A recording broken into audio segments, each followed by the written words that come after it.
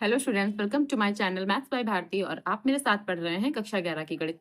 ठीक है, तो प्रश्नावली 9.2 चल रही, जिसमें पार्ट 1 मैंने कंप्लीट कर दिया है और पार्ट 1 में क्वेश्चन नंबर 1 से लेकर के 10 तक मैंने कंप्लीट किया है। ठीक है, अब मैं पार्ट 2 और पार्ट 2 में 11 से आपको क्वेश्चन समझाऊंगी। ठीक है, तो क्वेश्चन नंबर 11 देखते हैं क्या है। देखिए, क्वेश्चन नंबर 11 है, एक रेखा का समीकरण ज्ञात कीजिए। ठीक है, जो निर्देशांकों से समान अंतःखंड काटती है और बिंदु 2,3 से जाती है। ठीक है, यानी कि एक रेखा का समीकरण ज्ञात करना है जो कि निर्देशांकों से समान अंतःखंड काटती है। समान अंतःखंड काटने का मतलब है जो ए और बी लेते थे हम ना, वो समान है, उनकी जो दूरी है वो समान है, ये कह सकते हैं। और बिंदु 2,3 से होकर जाती है, तो हमें एक समीकरण बनाना है। ठीक, तो सिंपल सा क्वेश्चन है, मैं आपको समझाती हूँ कैसे करना है। सबसे पहले इसका चित्र समझ लेते हैं। देखिए, ये जो हमारे पास है एक्स और वाई, ये क्या है, एक्सिस है, तो मैंने एक एक्सिस बना लिया, ये एक्स और ये वाई। ठीक है, मैं थोड़ा सा और इधर कर देती हूँ ताकि आपको दिखे। ठीक है, अब देखिए, समान अंतःखंड कहने का मतलब ये है कि जितनी भी हम दूरी लेंगे, यानी कि यहाँ से यहाँ तक अगर हम इतनी दूरी ले रहे हैं तो इतनी ही दूरी यहाँ से यहाँ तक, इतनी दूरी हमें लेना होगा। तो समान अंतःखंड ये होते हैं, और यहाँ से इसको ऐसे करके मिला देंगे। ठीक है, कुछ यहाँ मान लेते हैं, यहाँ से इसको ऐसे करके मिला देते हैं। अब इस पॉइंट को हम ए मान लेते हैं, इस पॉइंट को हम बी मान लेते हैं। तो ये वाली दूरी और ये वाली दूरी, ठीक है, ये दूरी और ये दूरी समान है क्योंकि समान अंतःखंड काट रही। अब जब ये दूरी और ये दूरी समान है, ठीक है, समझिएगा, और ये जो एंगल है ये 90 डिग्री का है, ये जो एंगल है ये 90 डिग्री का है, इसका मतलब ये दोनों एंगल 45 के आएंगे ही। ठीक है, क्योंकि जब ये 90 है तो बाकी बचा हुआ पार्ट ये भी तो 90 ही होगा, और जब ये दोनों समान है इसका मतलब ये दोनों एंगल भी समान आएंगे। तो 180, भाई तीनों एंगल 180 का होता है टोटल। अगर हम योग करते हैं, सम करते हैं, तो तीनों जो एंगल का सम होता है 180 होता है। तो अगर ये 90 है तो ये दोनों का सम भी 90 होगा। जब ये दोनों बराबर हैं इसका मतलब ये 45 और ये भी 45। ठीक, जब ये 45 ये 45, तो फिर जो ये वाला एंगल होगा ये हमारा कितना होगा, 135। क्यों, क्योंकि अगर ये 45 है तो ये वाला एंगल 135। ठीक, तो ये जो एंगल है 135 यही हमको निकालना था। तो जो थीटा, ठीक है, थीटा है हमारा कितना, 135। तो यहाँ पर लिखेंगे क्या, अब देखिए थोड़ी सी लैंग्वेज लिख लेते हैं, क्या कि रेखा ए बी पर बिंदु, अच्छा कोई बिंदु भी यहाँ पर लेते हैं, मान लीजिए हमने ये बिंदु ले लिए P, इसको P नाम हमने दिया है, और 2,3 ये बिंदु हमें दे रखे थे कि 2,3 है, और इससे एक लाइन ड्रॉ कर देते हैं। सपोज हमने इससे ऐसे ऐसे लाइन ड्रॉ कर दी, तो यहाँ पर जो ये एंगल बनेगा ये भी 45 का एंगल ही बनेगा। ठीक है, क्योंकि ये जो है इसको लंबवत ऐसे कट कर रही है, तो यहाँ से जो एंगल बनेगा ये भी 45 का एंगल ही बनेगा। ठीक है, अब रेखा ए बी पर बिंदु, हमने कौन से बिंदु लिए हैं, बिंदु P जो है वो 2,3 है, ये हमने माना है। तथा अब हम ये मानते हैं कि जो OA, ये OA और ये OB दूरी क्या है, ये बराबर है। तो मैं थोड़ा सा और यहाँ रखती हूँ, OB दूरी जो है ये बराबर है। अब B, ठीक है, BAO, तो BAO ये कितना है, ये 45 डिग्री। इसका मतलब जो ये वाला एंगल है ये कितना है, ये वाला एंगल 135 डिग्री का रहेगा। तो इसको हम लिख सकते हैं BAX, तो angle BAX is equals to 135। ठीक, अब जब एंगल हमारे पास आ गया तो फिर प्रवणता कैसे निकालेंगे, प्रवणता M बराबर क्या, tan थीटा। ठीक है, अब देखिए m बराबर, और यहाँ tan 135, और tan 135 की वैल्यू क्या होती है, माइनस का रूट ऑफ 1। एक मिनट, माइनस मुझे यहाँ लगाना चाहिए, माइनस का रूट ऑफ 1।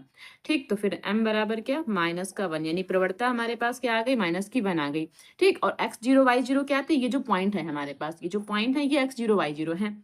तो फिर अब हमारे पास x0 और y0 क्या है, 2,3। ठीक है, 2,3 है और हमारे पास प्रवणता है, दोनों चीजें आ गई, तो रेखा का समीकरण आराम से बन जाएगा। तो अब क्या लिखेंगे, रेखा का समीकरण तो क्या होता है, y minus y zero is equals to m x minus x zero. तो यहाँ से y माइनस वाई जीरो की जगह कितना 3 लिख देंगे, इज इक्वल्स टू m की जगह क्या, माइनस का 1, और यहाँ x माइनस, और यहाँ से क्या x जीरो की जगह पर कितना 2 लिख देंगे। ठीक, तो यहाँ से y minus 3 is equals to, यहाँ माइनस का x, भाई माइनस का 1 x से मल्टीप्लाई करेगा तो माइनस का x, और माइनस का x माइनस 2 से मल्टीप्लाई करेगा तो यहाँ प्लस हो जाएगा, और यहाँ पर 2। अब ये जो माइनस का x इसको इस तरफ ले आएंगे तो पॉजिटिव हो जाएगा, तो ये y ऐसे ही लिखा रहेगा, माइनस का 3 ऐसे ही लिखा रहेगा, और ये 2 ऐसे ही लिखा रहने देते हैं। अगले स्टेप में जो माइनस का 3 ना इसको उस तरफ ले जाएंगे, तो यहाँ से क्या हो जाएगा, x प्लस वाई बराबर 2 और प्लस 3, 2 प्लस 3 मिलाकर कितना 5 हो जाएगा, तो x प्लस वाई बराबर 5। तो ये हमारा आंसर आ जाएगा। ठीक है, अब एक चीज और, यहाँ पर कुछ बच्चों के समझ में ये नहीं आएगा कि ये वाला एंगल लें या फिर ये वाला एंगल लें।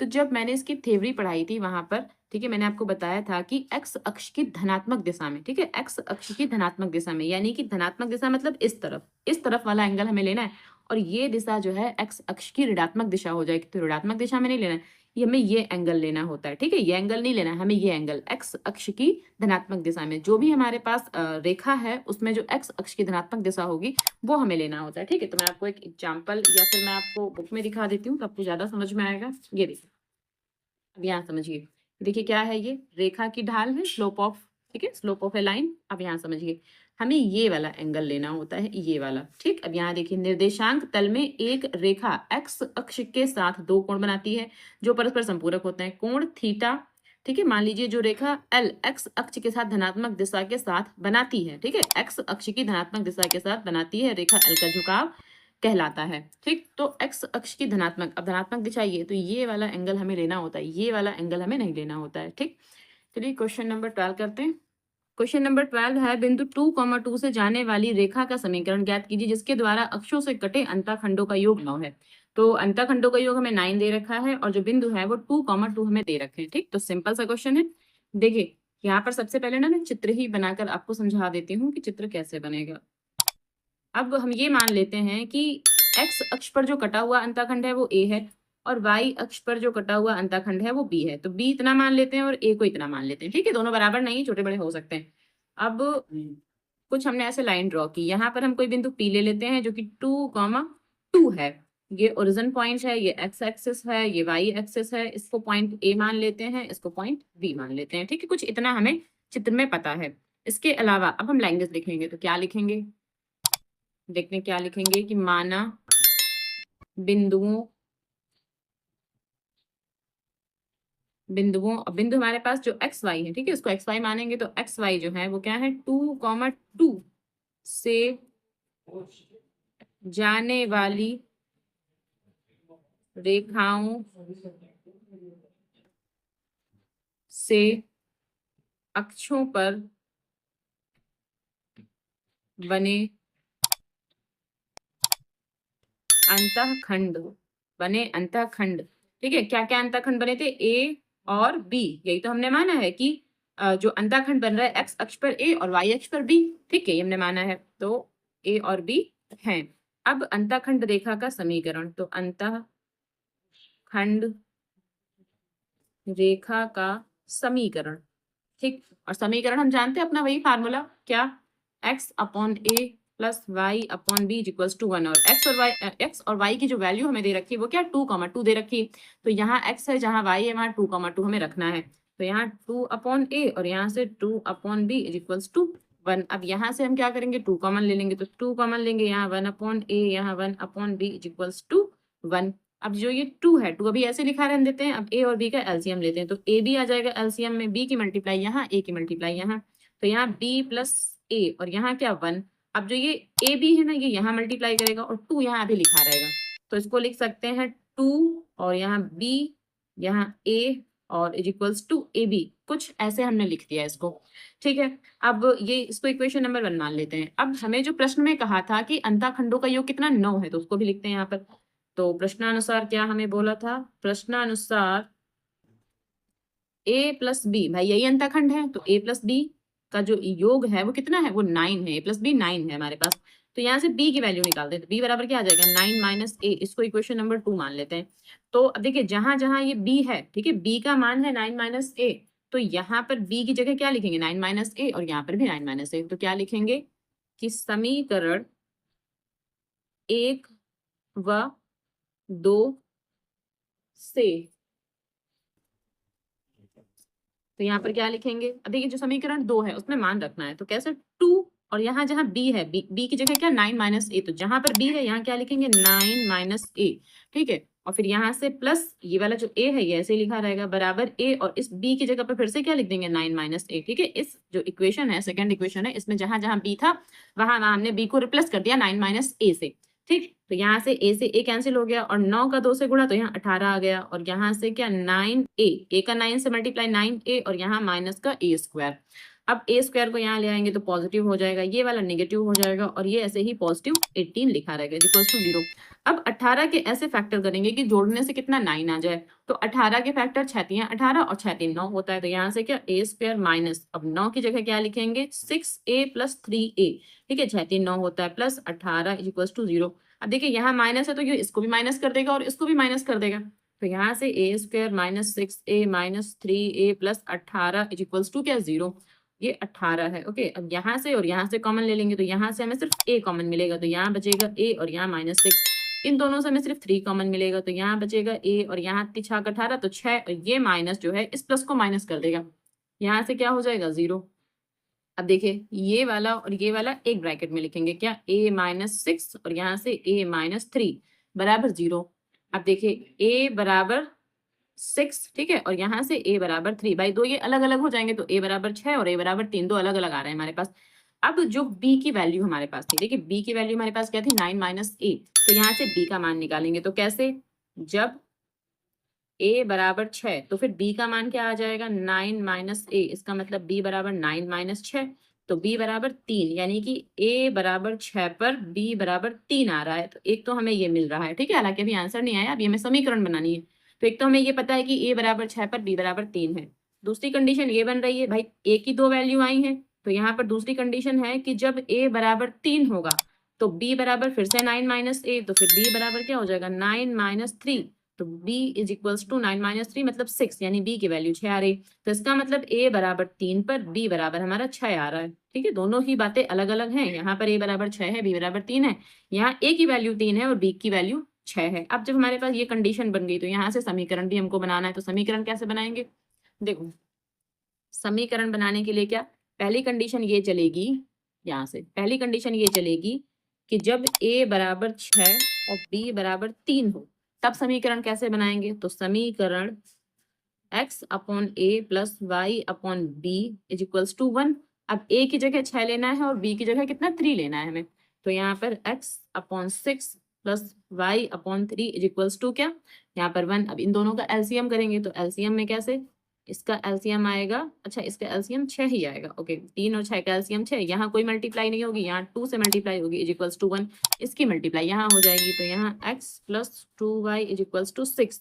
तो पहली जो समीकरण आ रही वो ये, तो एक आंसर तो हमारा ये आ रहा है।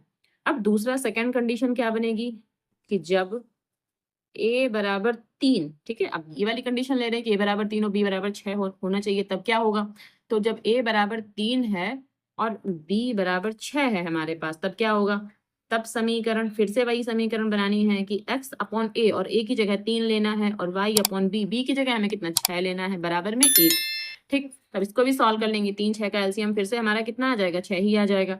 यहाँ पर क्या, यहाँ से 2 से मल्टीप्लाई हो जाएगी, ठीक है, 3 2 जा 6, 2 से मल्टीप्लाई, यहाँ कोई मल्टीप्लाई नहीं, यहाँ पर 1 हो जाएगा। यहाँ से क्या 2x प्लस बी बराबर 6, 6 यहाँ मल्टीप्लाई चला जाएगा। अच्छा b है यहाँ पर, ओके, यहाँ मुझे y लिखना था, मैंने थोड़ी सी मिस्टेक की है, तो यहाँ मुझे y लिखना था, ओके ये y था, ठीक है, तो सही कर लेंगे इसको, ये y है।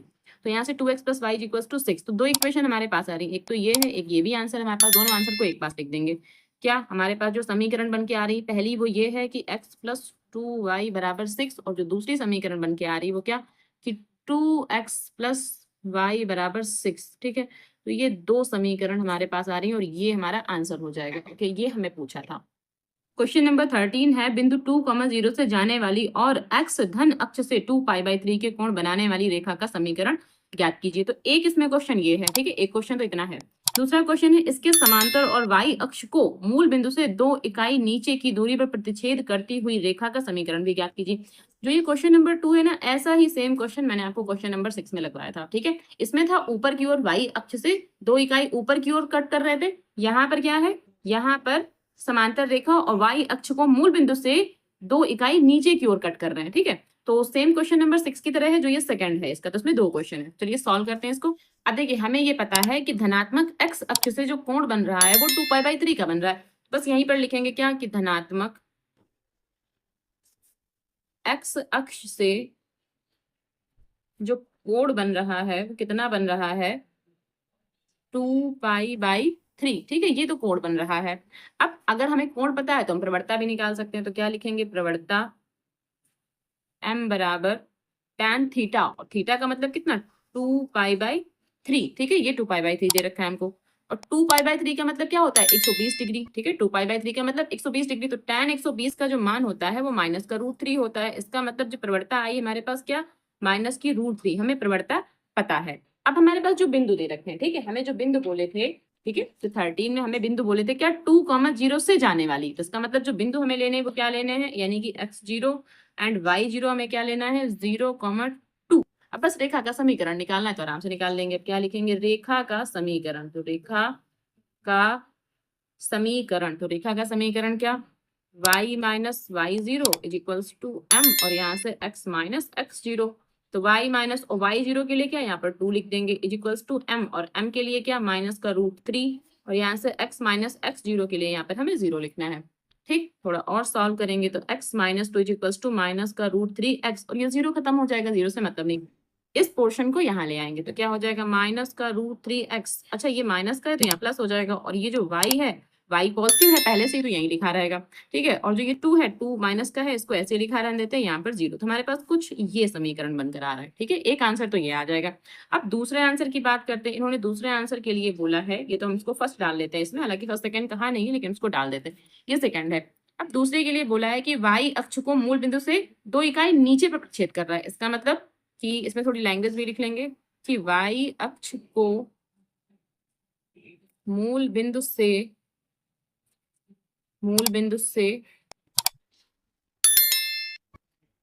2 इकाई, ठीक है, 2 इकाई नीचे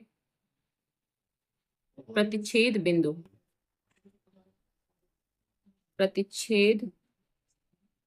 बिंदु और प्रतिच्छेद बिंदु हमारे क्या रहेंगे 0,-2, क्योंकि x अक्ष पर तो हमें 0 मिलेगा, लेकिन y अक्ष पर हम नीचे की ओर चलेंगे तो नीचे की ओर 2 इकाई कट करना, यानी कि -2। y अक्ष में नीचे की ओर माइनस होता है इसलिए -2, और x अक्ष पर 0, क्योंकि मूल बिंदु बोला है, ठीक है, मूल बिंदु बोला है इसलिए x अक्ष पर 0, और नीचे की ओर y से नीचे की ओर जाना है इसलिए -2। ठीक, तो ये तो हो गया हमारे पास बिंदु। अब प्रवणता हमको पहले से पता है, ये जो प्रवणता है यही प्रवणता यूज करना है हमको। ठीक, तो अब समीकरण क्या हो जाएगा, तो समीकरण क्या हो जाएगा y माइनस वाई जीरो, ठीक है, यही समीकरण y माइनस वाई जीरो, और वाई जीरो हमारा ये रहेगा क्या -2, लेकिन यहाँ माइनस पहले से होता है तो यहाँ प्लस हो जाएगा इज इक्वल्स टू, अब यहाँ m होता है तो यानी कि √3, और यहाँ से x माइनस ये 0, क्योंकि x माइनस एक्स जीरो होता है, और x जीरो हमारा ये 0, ये x जीरो ये y जीरो। ठीक, अब इसको सॉल्व करेंगे तो y plus 2 is equals to -√3x। अब ये पोर्शन यहाँ ले आएंगे तो क्या हो जाएगा प्लस का √3x, तो प्लस का √3x plus y plus 2 equals to 0। अच्छा, अब ये प्लस लगाए ना लगाए उससे कोई फर्क नहीं पड़ता, ठीक है, तो ये एक आंसर ये हो जाएगा। ओके, अब क्वेश्चन नंबर 14 है, मूल बिंदु से किसी रेखा पर डाला गया लंब रेखा से बिंदु -2,9 पर मिलता है, रेखा का समीकरण ज्ञात कीजिए। ठीक, तो रेखा का समीकरण ज्ञात करना है, और दूसरी बात ये है कि यहाँ पर मूल बिंदु हमको दे रखा है, तो मूल बिंदु और जो ये बिंदु दे रखे हैं इनसे तो पहले हम प्रवणता निकालेंगे, ठीक है, प्रवणता यानी कि m की वैल्यू निकालेंगे। जब हमारे पास m की वैल्यू निकल आएगी तो हम क्या करेंगे, लंब रेखा की प्रवणता निकालेंगे, यानी कि m डैश निकालेंगे। तो जब m डैश निकल आएगा, हमारे पास ये बिंदु दे रखे हैं, ठीक है, ये बिंदु है और लंब रेखा का समीकरण हमें निकालना है। ठीक, तो सिंपल सा क्वेश्चन है। तो देखिए, सबसे पहले क्या कि मूल बिंदु, हमें पता है ना कि मूल बिंदु यानी कि 0 0, ठीक है, तथा और जो बिंदु दिए हैं क्या -2,9 को मिलाने वाली अब रेखा की प्रवणता, और रेखा की प्रवणता कैसे निकालेंगे, m is equals to y2 minus y1 upon x2 minus x1। तो यहाँ से y2 क्या है 9 माइनस ये 0, और यहाँ से क्या है -2 और ये -0, ठीक है भाई, ये x1 ये y1 ये x2 ये y2। अब यहाँ से 9 और यहाँ से -2, ठीक है, 9 माइनस 0 तो 9 हो जाएगा, लेकिन ये माइनस यहाँ तो है, ये लिखा रहेगा, तो ये तो प्रवणता हो गई। लेकिन हमें क्या निकालना है, हमें लंब रेखा की प्रवणता निकालना है। तो क्या लिखेंगे कि लंब रेखा की प्रवणता यानी कि m डैश, लंब रेखा की प्रवणता m डैश, और m डैश का मान क्या होता है -1 अपॉन m, तो इसका मतलब -1, और m की जगह ये पूरा क्या 9/2, और ये माइनस का ये माइनस माइनस आपस में कैंसिल हो गए, और ये 2 यहाँ आ जाएगा, इसका मतलब 2/9, यानी कि जो लंब रेखा की प्रवणता m डैश है वो क्या है, ये है, यानी m dash is equals to 2/9 हम ये कह सकते हैं। ठीक, अब लंब रेखा का समीकरण ही हमें इसमें लगाना है। तो और जो बिंदु हमें लेने हैं, क्या लेने हैं, जो बिंदु हमें लेने हैं वो यही बिंदु लेने हैं, क्या -2, 0 ये वाले हमें पॉइंट्स लेने हैं। अब लंब रेखा का समीकरण निकालना है, तो क्या लिखेंगे? लंब रेखा का समीकरण, ठीक है, लंब रेखा का समीकरण तो क्या हो जाएगा?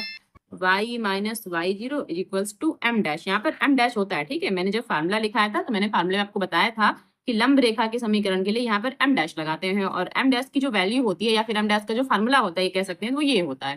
ठीक, तो इसका मान हमने निकाल रखा है एम डैश का 2/9, तो यहाँ पर 2/9 लिखना है। तो y माइनस, और यहाँ पर y0 की जो है कितना 9, तो यहाँ 9 लिख देंगे is equals to m dash, और एम डैश के लिए क्या 2/9, और यहाँ से x माइनस x0, और x0 के लिए हमें क्या लिखना है? ये माइनस का 2, लेकिन यहाँ माइनस पहले से, ठीक है, यहाँ माइनस पहले से और यहाँ पे माइनस, प्लस का 2 हो जाएगा, प्लस का 2, तो यहाँ से y माइनस 9, और जो ये 9 है 9 यहाँ मल्टीप्लाई करेगा, ठीक है, 9 यहाँ मल्टीप्लाई करेगा इज इक्वल्स टू 2, यहाँ से x प्लस 2, यहाँ 9 का y से 9y, और यहाँ 9 9 जा 81, यहाँ से 2x, और यहाँ से 2 का 2 से तो कितना 4 हो जाएगा। अब ये 2x तो यही ठीक है, तो इसको ऐसे 2x यही रहने देते हैं, 9y को वहां ले जाते हैं तो ये माइनस का 9y हो जाएगा, 4 ऐसे ही लिखा रहेगा, और जो 81 है ना इसको यहाँ ले आएंगे तो पॉजिटिव बन जाएगा, और यहाँ 0 बना देंगे।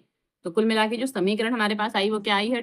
2x माइनस का 9y, इन दोनों को आपस में जोड़ देंगे तो क्या हो जाएगा? 85 इज इक्वल्स टू 0। अब 0 इधर लगाएं या इधर लगाएं, ठीक है, वो एक ही बात है, ये आंसर हो जाएगा। क्वेश्चन नंबर 15 है, तांबे की छड़ की लंबाई L सेंटीमीटर में सेल्सियस ताप C का रैखिक फलन है, ठीक है। एक प्रयोग में यदि L का जो मान है 124.942, जब C 20 हो, तो C 20 होने पर L का मान कुछ इतना दे रखा है, और अगर C 110 है, ठीक है, 110 है, तो फिर L का मान 125.134 दे रखा है।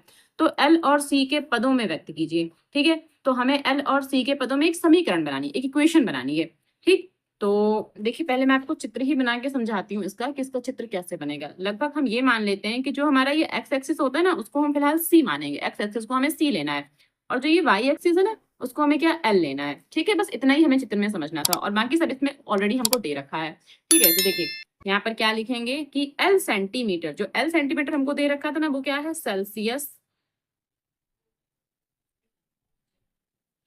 सेल्सियस ताप C का रैखिक फलन है, ठीक है, ये हमको दे रखा है। अब हम जानते हैं कि यदि C बराबर 20, अगर C बराबर 20 है, ठीक है, अगर C का मान 20 है, तब उस कंडीशन में जो L का मान है वो क्या है? 124.942, और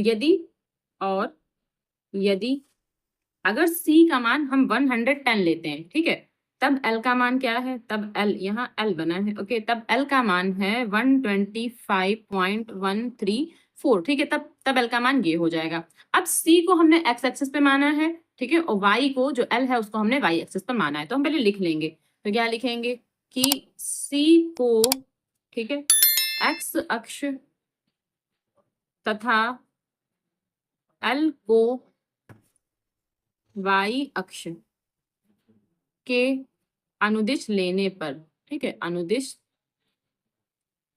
लेने पर, ठीक है। अब देखिए तो x1, y1, ठीक है, x1 y1 हमें क्या लेना है? 20, ठीक है, ये 20 और कॉमा ये 124.942, तो यहाँ 124.942 ये हो गया। और x2 y2 हमें क्या लेना है? तो x2 y2 हमें लेना है 110, 125.134, कुछ इतना लेना है हमें, ठीक है। तो ये हो गया x1 y1, ये x2 y2, ठीक। अब हम जानते हैं कि इनसे होकर जाने वाली रेखा का समीकरण हमको बनाना है, तो सीधे सीधे लिखेंगे क्या? रेखा का समीकरण। तो रेखा का समीकरण, और रेखा का समीकरण क्या हो जाएगा? y माइनस y1, ठीक है, और यहाँ से क्या y2 माइनस y1, और अपॉन में x2 माइनस x1, और यहाँ से x माइनस x1, ठीक है। रेखा का समीकरण हमने ये लिख दिया। अब इसमें मान रखना है हमें, सिंपल सा क्वेश्चन था। तो y माइनस, यहाँ y1 की वैल्यू क्या है? ये पूरी की पूरी रखनी है, क्या? 124.942, ये हो गया। इसको ऐसे ब्रैकेट में कर देते हैं, यहाँ से y2 माइनस y1, तो y2 की वैल्यू क्या है? 125.134 माइनस y1 की वैल्यू ये क्या? 124.942, और अपॉन में क्या है? x2 माइनस x1, और x2 का मान है 110 माइनस x1 का मान है 20, ठीक। और यहाँ से क्या x माइनस x1, तो x माइनस x1 और x1 के लिए क्या 20 लिखना है हमें, तो यहाँ पर हम क्या लिखेंगे 20 लिख देंगे। ठीक। अब इसको थोड़ा और सॉल्व करेंगे। देखिए यहाँ से क्या y minus 124.942 is equals to, इसको इसमें घटाएंगे तो यहाँ 4 में 2 गया तो हमारे पास 2 रहेगा, और यहाँ से कैरी लेंगे 13 में 4 गया तो 9 बचेगा, यहाँ 0 यानी कि 10 में 9 गया तो 1 बचेगा, और यहाँ पॉइंट लगा देंगे, यहाँ सब 0 0 बन जाएगा, तो आगे पूरा ये पोर्शन 0 हो रहा है। इसके बाद इसको घटा लेंगे तो ये हमारा कुछ 90 आ जाएगा। भाई 110 से अगर 20 घटाएंगे तो 90, और यहाँ पर x माइनस 20 ऐसे ही लिखा रहेगा। अब इसको y इज इक्वल्स टू, ये पूरा पोर्शन ऐसे लिखा रहने देंगे, इसको ना यहाँ नेगेटिव में ले जाएंगे, बस इतनी ही समीकरण हमें बनानी है। 192 अपॉन में 90 और यहाँ पर ये, ठीक है, तो 0.192 अपॉन 90, यहाँ x माइनस 20 और ये पोर्शन यहाँ प्लस में ले आएंगे तो प्लस का हो जाएगा 124.942। ठीक है, तो बस कुछ इतना आंसर हमारे पास आ जाएगा, ये आंसर हमारा कंप्लीट हो जाएगा। ओके। क्वेश्चन नंबर 16 है, किसी दूध भंडार का स्वामी प्रति सप्ताह 980 लीटर दूध 14 रुपए प्रति लीटर के भाव से और 1220 लीटर दूध 16 रुपए प्रति लीटर के भाव से बेच सकता है। ठीक। विक्रय मूल्य तथा मांग के मध्य, ठीक है, मध्य के संबंध को रैखिक मानते हुए यह ज्ञात कीजिए कि प्रति सप्ताह वह कितना दूध 17 रुपए प्रति लीटर के भाव से बेच सकता है, यानी कितना दूध वह बेच सकता है उसकी मात्रा हमें बतानी है। तो जैसे क्वेश्चन नंबर 15 हमने लगाया ना, सेम वैसे ही क्वेश्चन लगेगा ये।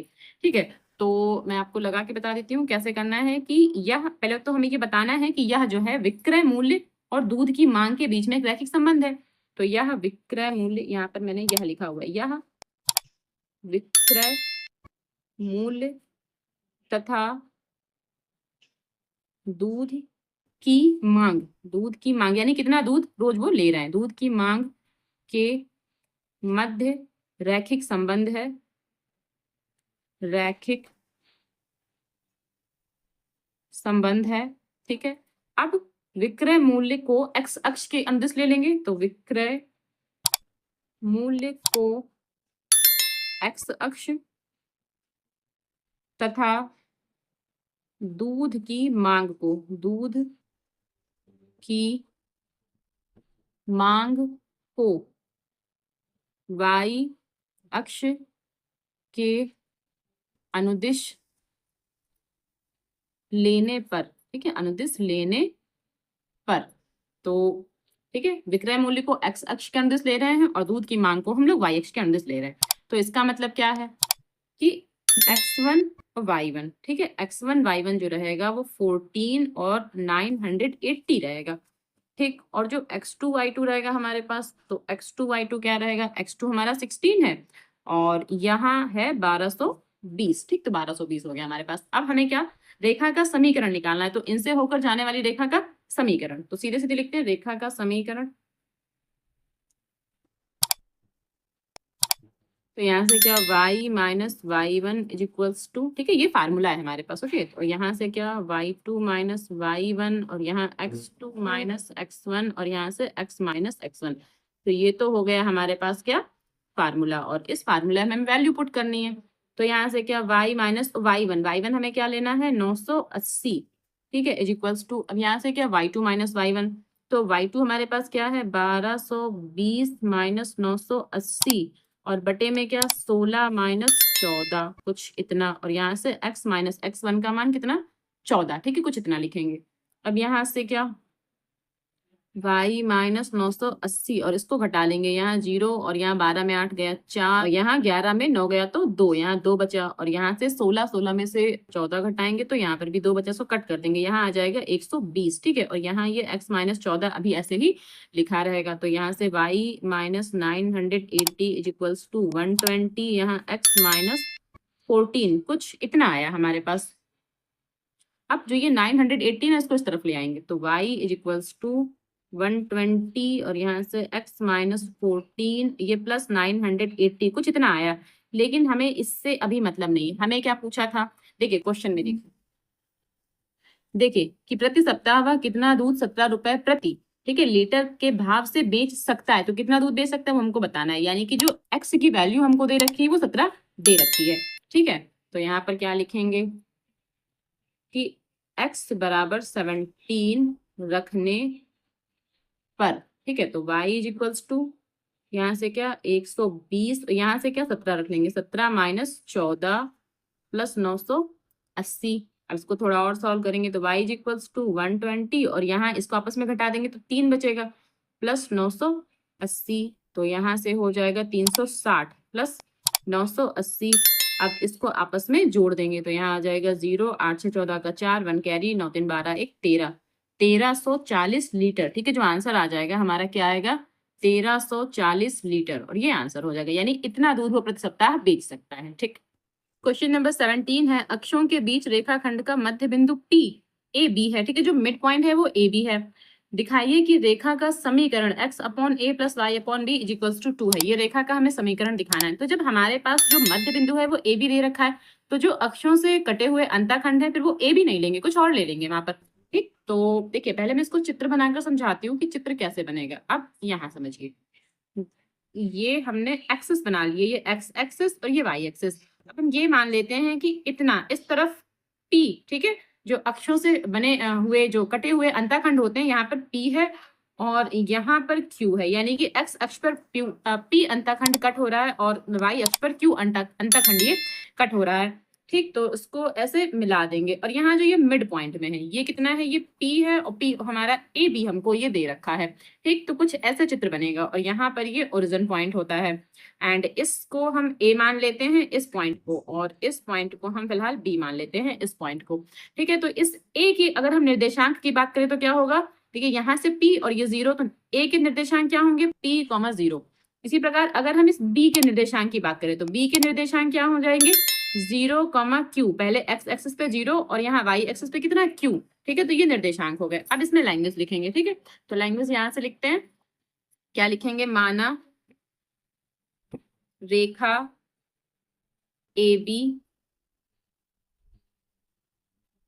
अक्षों पर P और Q। ठीक है, जो रेखा ए बी है, ठीक है, ये रेखा हमारी ए बी है, तो अक्षों पर ये P और Q अंतःखंड काट रही है या निर्मित कर रही है, तो P और Q अंतःखंड निर्मित करती है, तो यहाँ पर लिख देंगे निर्मित करती है या बनाती है, करती है। ठीक है, अब देखिए, अब लिखेंगे बिंदु, अब निर्देशांक लिख लेंगे, तो बिंदु ए के निर्देशांक, तो बिंदु ए के निर्देशांक, तो बिंदु ए के निर्देशांक क्या रहेंगे P, 0, और इसी को हम x1 y1 मानेंगे। ठीक है, इसी को x1 y1 मानेंगे P, 0 को। और क्या बिंदु B के निर्देशांक, तो बिंदु B के निर्देशांक, ठीक है, बिंदु बी यहाँ पर है ये वाला, तो इसके जो निर्देशांक रहेंगे वो क्या रहेंगे 0, Q, और इसको क्या मानेंगे x2 y2 मानेंगे। ठीक, इतना समझ में आया। अब जो ये P है, ठीक है, जो ये P है ये क्या है, ये ए बी का क्या है मिड पॉइंट है, मध्य बिंदु है। ठीक, तो मध्य बिंदु वाला यहाँ पर फार्मूला लगाएंगे, मिड पॉइंट फार्मूला। तो क्या लिखेंगे कि ए बी, कैपिटल लेटर में ए बी बनाना है। ओके, ए बी का मध्य बिंदु, ए बी का मध्य बिंदु क्या है P, और P में क्या है a, B, तो ये तो हमारा मध्य बिंदु है। तो मिड पॉइंट फार्मूला हम जानते हैं, यहाँ पर x, y होता है इज इक्वल्स टू यहाँ x1 plus x2 upon 2, y1 plus y2 upon 2। तो यहाँ जो x y है ये क्या रहेंगे a b रहेंगे, तो यहाँ से क्या लेना है हमें a, b, और यहाँ से x1 प्लस x2 अपॉन 2, देखिए x1 x2, यहाँ x1 p है और x2 हमारा 0 है, तो यहाँ से क्या ले लेंगे P plus 0 upon 2, y1 y2, y1 0 है और y2 हमारा q है, तो 0 प्लस q अपॉन 2।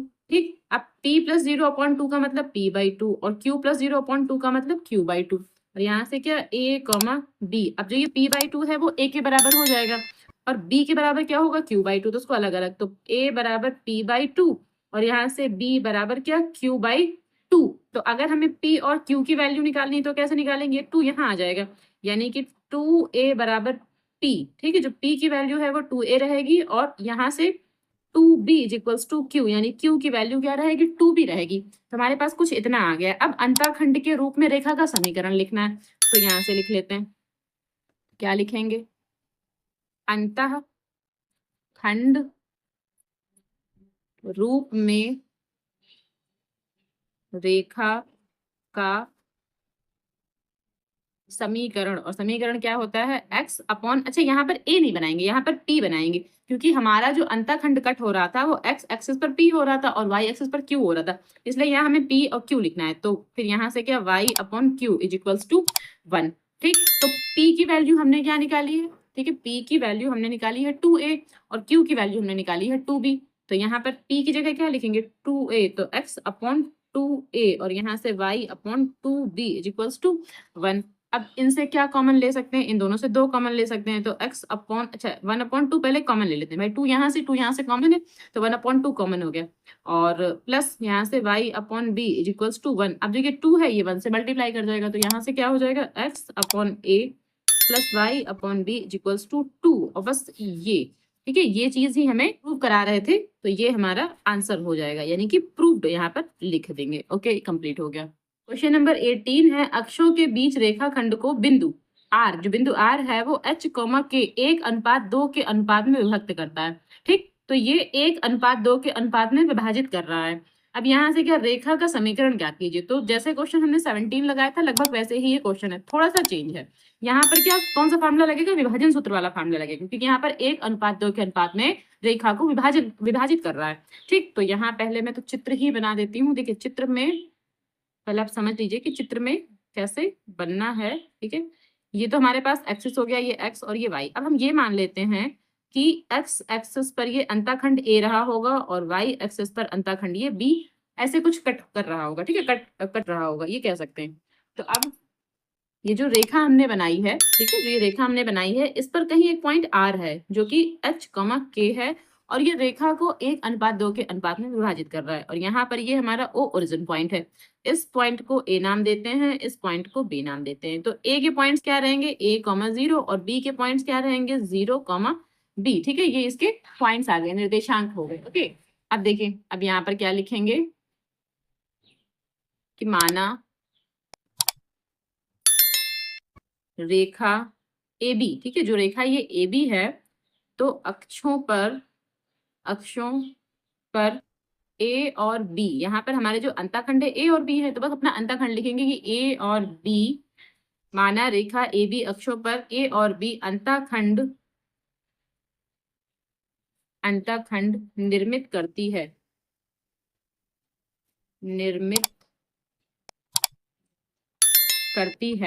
तो बिंदु A के निर्देशांक क्या रहेंगे, तो बिंदु A के निर्देशांक, और बिंदु A के निर्देशांक a, 0। ठीक है, इसको हम क्या मानेंगे x1 y1, इसको x1 y1 a, 0 को, और बिंदु B के निर्देशांक, इसको क्या मानेंगे, बिंदु B के निर्देशांक, तो बिंदु B के निर्देशांक क्या रहेंगे 0, B, और इसको क्या मानेंगे x2, y2। ठीक है, अब जो विभाजन अनुपात है वो 1:2 है, तो यहाँ पर क्या लिखेंगे कि R जो है h, k, R का मतलब h, k, ये h बना हुआ है, h, k, ठीक है, रेखा AB को 1:2 के अनुपात में विभाजित करता है। ठीक है, तो अपनी लैंग्वेज लिख लेंगे, अनुपात में विभाजित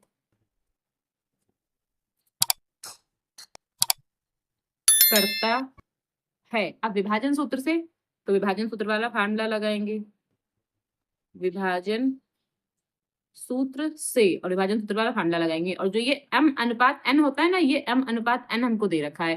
ठीक है, ये x1 y1, ये x2 y2, और ये m/n। तो यहाँ पर फार्मूला क्या लगाएंगे कि m(x2) प्लस n(x1) और अपॉन में m+n, m(y2) प्लस n(y1) और अपॉन में m+n। ठीक है, ये फार्मूला लगा लेंगे, और यहाँ पर क्या लिखेंगे h, k, जो हमको पॉइंट्स दे रखे हैं, और यहाँ पर अपना जो इसकी वैल्यू पुट करेंगे, क्या x1 y1 की, और यहाँ m/n की, और x2 y2 की भी। ठीक है, तो यहाँ से m के लिए क्या 1, और x2 का हमारा क्या है 0 है, तो यहाँ 0 रखेंगे। n के लिए क्या 2 रहेगा, और x1 के लिए a, तो यहाँ पर मल्टीप्लाई में a, और m+n यानी कि 1+2। ठीक है, कॉमा, यहाँ फिर से m के लिए 1, और y2 के लिए इस बार b रहेगा, प्लस यहाँ n के लिए 2 रहेगा और y1 के लिए क्या 0 रहेगा और अपॉन में 1 प्लस 2, ठीक है, कुछ इतना। अब इसको यहाँ से क्या ये 0 हो जाएगा तो यहाँ से क्या आएगा 2a अपॉन 3, ठीक, कॉमा, और यहाँ से क्या ये 1b और ये वाला 0 हो जाएगा तो यहाँ सिर्फ इतना ये 1b रहेगा, 1b का मतलब सिर्फ b, तो b/3 और यहाँ से h कॉमा k। अब देखिए यहाँ जो h रहेगा वो 2a/3 के बराबर रहेगा और जो k रहेगा वो किसके बराबर रहेगा b/3 के बराबर रहेगा, ठीक, तो 3 यहाँ चला जाएगा और 2 यहाँ आ जाएगा, इससे a की वैल्यू निकल आएगी तो यहाँ से क्या 3h upon 2 is equals to a, ठीक है, a की वैल्यू निकालनी थी तो इससे a की वैल्यू आ जाएगी। यहाँ क्या यहाँ 3k बराबर b, यहाँ सिर्फ 3k ही रहेगा। अब इसके बाद क्या यहाँ से लिखते हैं अंतःखंड रूप में रेखा का समीकरण, ठीक है, तो क्या लिखेंगे कि अंतःखंड रूप में रेखा का समीकरण, रेखा का समीकरण, और हम जानते हैं समीकरण क्या होता है x upon a plus y upon B, और यहाँ ए बी ही रहेगा क्योंकि हमने ए बी ही तो माना था, तो यहाँ से 1, तो यहाँ से x अपॉन ए के लिए क्या 3h upon 2 plus y upon b के लिए क्या 3k, ठीक है, ये b के लिए क्या 3k और a के लिए 3h अपॉन 2। अब यहाँ से क्या यहाँ से 1 हो जाएगा, ये 2 यहाँ ऊपर x के पास चला जाएगा तो यहाँ से हो जाएगा ये 2x अपॉन 3h, ठीक है, प्लस यहाँ से y अपॉन 3k ऐसे लिखा रहेगा इक्वल्स टू 1। अब इन दोनों को हमें क्या एलसीएम लेना है इन दोनों का, तो यहाँ सॉल्व करते हैं। अब देखिए यहाँ पर कैसे 3h और 3k का एलसीएम 3hk आएगा हमारे पास, ठीक है, तो यहाँ मल्टीप्लाई किससे होगी k से, ठीक है, यहाँ मल्टीप्लाई k से होगी तो यहाँ से क्या हो जाएगा 2kx प्लस, और यहाँ जो मल्टीप्लाई होगी वो सिर्फ h से होगी तो यहाँ हो जाएगा hy इक्वल्स टू 1। अब जो ये पोर्शन है यहाँ मल्टीप्लाई में चला जाएगा तो क्या हो जाएगा 2kx plus hy is equals to यहाँ से 3hk, और ये कुछ इतना आंसर आएगा हमारे पास। जो रेखा का समीकरण में पूछा था वो यही पूछा था, तो ये आंसर हो जाएगा। ओके, अब ये क्वेश्चन नंबर 19 है, रेखा के समीकरण की संकल्पना का प्रयोग करते हुए सिद्ध कीजिए कि 3 बिंदु 3,0, ठीक है, -2 और -2 और 8,2 संरेख है, तो तीनों बिंदुओं को हमें संरेख सिद्ध करना है, ठीक है, संरेख सिद्ध करना है और फार्मूला नहीं लगाना है। संरेख सिद्ध करने के लिए हमें क्या करना है कि रेखा के समीकरण की संकल्पना का प्रयोग करते हुए, यानी कि पहले जो 2 बिंदु हैं उनसे होकर जाने वाली रेखा का समीकरण, यानी कि 3,0 एंड -2,2 इनसे होकर जाने वाली रेखा का समीकरण बनाएंगे।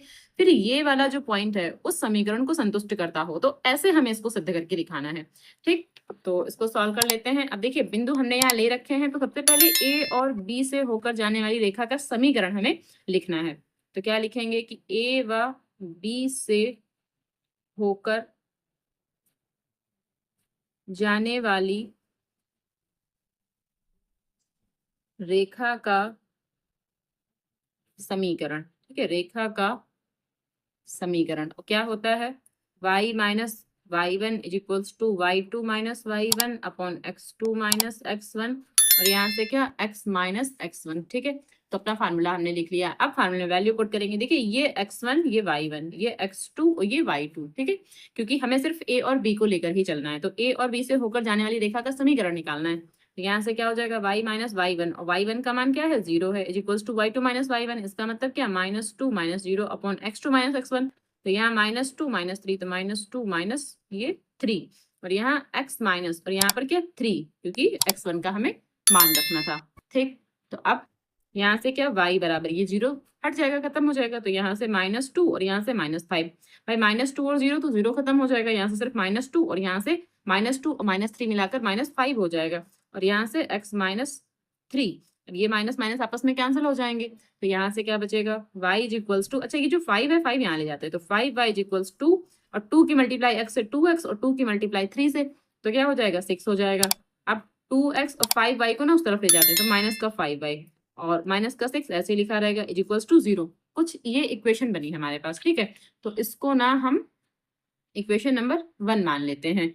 अब जो हमारे पास सी पॉइंट था, सी पॉइंट क्या था, सी पॉइंट क्या था 8,2, तो क्या लिखेंगे यदि तीनों बिंदु एबीसी संरेख हैं, ठीक है, अगर तीनों बिंदु एबीसी संरेख हैं तो जो ये सी पॉइंट है ये इसको समीकरण 1 को संतुष्ट करेगा, यानी कि लेफ्ट हैंड साइड और राइट हैंड साइड जो है इक्वल आ जाना चाहिए, तो यहाँ पर क्या लिखेंगे कि यदि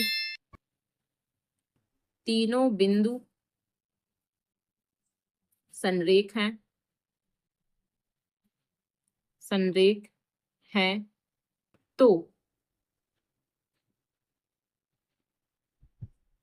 समीकरण 1, ठीक है, जो समीकरण 1 है ना, समीकरण 1 को, जो हमारा सी पॉइंट है, सी पॉइंट क्या था 8,2, ठीक है। तो समीकरण 1 को सी जो है 8.2 संतुष्ट करेगा, संतुष्ट करेगा, यानी कि लेफ्ट हैंड साइड और राइट हैंड साइड इक्वल आने चाहिए। अब यहाँ से देखिए, यहाँ से जो समीकरण है पहले लिखेंगे 2x minus 5y minus 6 equals to 0। और यहाँ पर ये 8 है, ये x है, जो ये 2 है, ये y है। तो यहाँ पर 2 multiply 8 minus 5 multiply 2 minus 6 equals to 0। थोड़ा और सॉल्व करेंगे तो यहाँ से क्या हो जाएगा 16, और यहाँ 10 माइनस 6 इक्वल्स टू 0। यहाँ से 16 और ये आपस में इनको जोड़ देंगे तो 16 इक्वल्स टू 0। तो यहाँ पर 0 बराबर 0, ठीक है। जब यहाँ लेफ्ट हैंड साइड और राइट हैंड साइड इक्वल आ गए, इसका मतलब क्या है कि तीनों बिंदु संरेख है। तो क्या लिख देंगे कि अतः तीनों बिंदु कौन कौन से, ए बी व सी कैसे हैं, संरेख हैं, संरेख हैं। और ये हमारा प्रूव हो जाएगा, प्रूव। ओके, तो इस एक्सरसाइज में कुल 19 क्वेश्चन ही थे और ये यहाँ तक कंप्लीट होती है।